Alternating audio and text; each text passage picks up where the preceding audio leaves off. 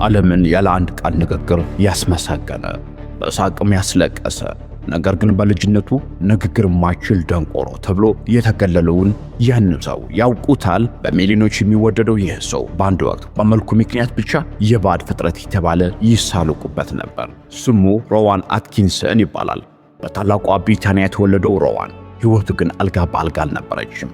ገና በልጅነቱ በንግግር እክል ወይም በኮልታፍነት ክፉኛ ይሰቃይ ስለነበር ራሱን ያገለለ ብቸኛ እና ዝምተኛ ሕፃን ሆኖ አደገ። በትምህርት ቤት ጓደኞቹ መልኩና ንግግሩን እያነሱ ያገሉት ነበር።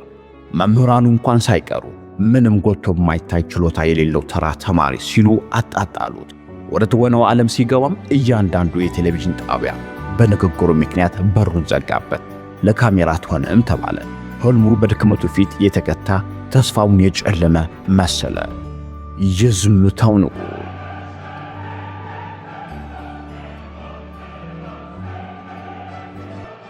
ሮዋን በዓለም ስመ ጥሩ በሆነው ኦክስፎርድ ዩኒቨርሲቲ በኤሌክትሪካል ኢንጂነሪንግ ማስተርስ ሲሰራ አንድ ትልቅ ሚስጥር አገኘ። ሌላ ገጸ ባህሪ ሆኖ ሲወክል ሲያስቸግረው የነበረው ኮልታፋነት ድርግም ብሎ ይጠፋል። ያን ጊዜ ነበር ንግግር የማይፈልገውን በሰውነት እንቅስቃሴ ብቻ ዓለም የሚያስደንቀውን ሚስተር ቢን የተባለውን ገጸ ባህሪ የፈጠረው። የስነ ልቦና ባለሙያዎች ይህንን ሬዚሊየንስ ወይም የመቋቋም አቅም ይሉታል። አንድ ሰው ህመሙን ወደ ዓላማ ሲቀይረው አእምሮ ከድክመቱ በላይ የሆነው አዲስ አቅም መገንባት ይጀምራል።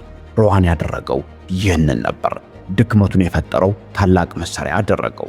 ዛሬ ሮዋን ከ130 ሚሊዮን ዶላር በላይ ባለቤትና የጥበብ ንጉሥ ነው።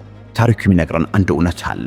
ታላቅ ለመሆን የወሊድ ቆንጆ ፊት አያስፈልግም። የሚያስፈልግ የማይበገር ወኔ ብቻ ነው። ሕይወት እንቅፋት ታስቀምጣለች። አንተ ግን ወይ በእንቅፋቱ ስር ትቀብራለህ አሊያም መሰላል አድርገህ ትወጣበታለህ። መልካም ጊዜ።